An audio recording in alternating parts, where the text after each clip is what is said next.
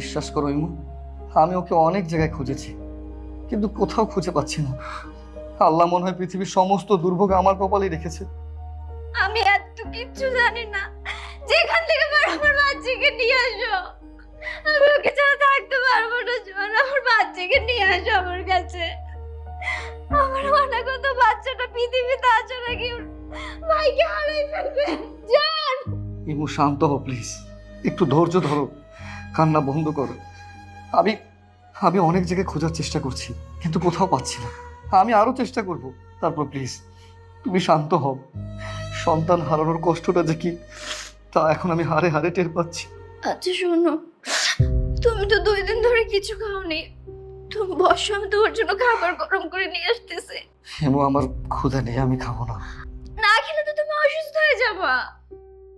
জন আমার কথা শোনো।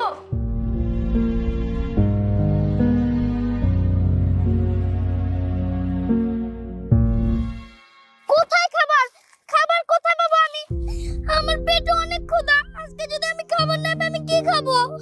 ছেলেটাকে আমি আর কোথায় কোথায় খুঁজবো, কোথাও তো খুঁজে পাচ্ছি না। সিয়াম, সিয়াম ময়লার ডাস্টবিনে কি করছে? আমি ওকে কোথায় কোথায় না খুঁজেছি। সিয়াম, বাবা সিয়াম। বাবা তুমি আসছো? সিয়াম, বাবা, বাবা তুমি? বাবা, বাবা তুমি এখানে? তুমি এখানে কি করছো? আমি তোমাকে কোথায় না কোথায় খুঁজেছি কিন্তু কোথাও পাইনি। তুমি এখানে কি করছো বাবা? বাবা আমিও তো তোমাকে খুঁজেছি কিন্তু আমি তোমাকে কোথাও পাইনি। কিন্তু তুমি বাড়ি থেকে পালিয়ে গেলে কেন? বাবা আমি পালাই নাই। তবে তবে তুমি এখানে এলে কি করে? আর এই রাস্তা, এই রাস্তা তো তোমার চেনার কথা না। বাবা এখানে আমাকে মা এনেছে। মা আমাকে রেখে চলে গিয়েছে। মানে? মা এটা কোন জায়গায়? এখানে তো আর কোনোদিনও আসিনি। মা তুমি না আমাকে বলেছিলে তুমি আমাকে শিশু পার্কে নিয়ে যাবে। এটা কোন জায়গা? হ্যাঁ বাবা, তোমাকে তো আমি শিশু পার্কে নিয়ে যাব। শিশু পার্ক আর বেশি দূরে না, ওই যে একটু সামনে গেলেই শিশু পার্ক। আচ্ছা তোমার ক্ষুধা লাগেনি? হ্যাঁ মা আমার তো অনেক ক্ষুধা লাগছে। ওকে তুমি একটা বার্গার খাবে। তুমি একটা কাজ করো, তুমি এখানে দাঁড়িয়ে থাকো, আমি তোমার জন্য রেস্টুরেন্ট থেকে বড় একটা বার্গার নিয়ে আসবো, ঠিক আছে? এখানেই কিন্তু দাঁড়িয়ে থাকবা। এটাই মোক্ষম সুযোগ। এখানে ছেড়ে গেলে সে কখনোই বাসার রাস্তা খুঁজে পাবে না। আর তার কাছে যেহেতু ফোন নেই সেহেতু সে আমাদের সাথে যোগাযোগও করতে পারবে না। আজ থেকে আমার পথের কাটা শেষ।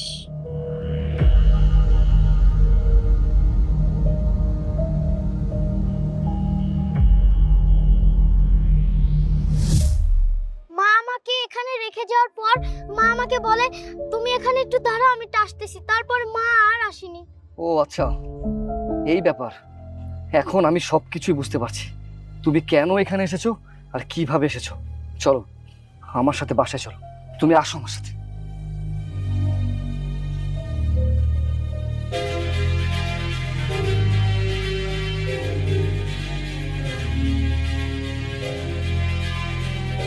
জন সিএমকে পেয়েছো?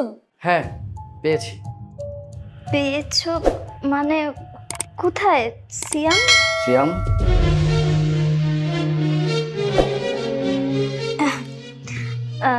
জন সিএমকে কোথায় খুঁজে পেয়েছো?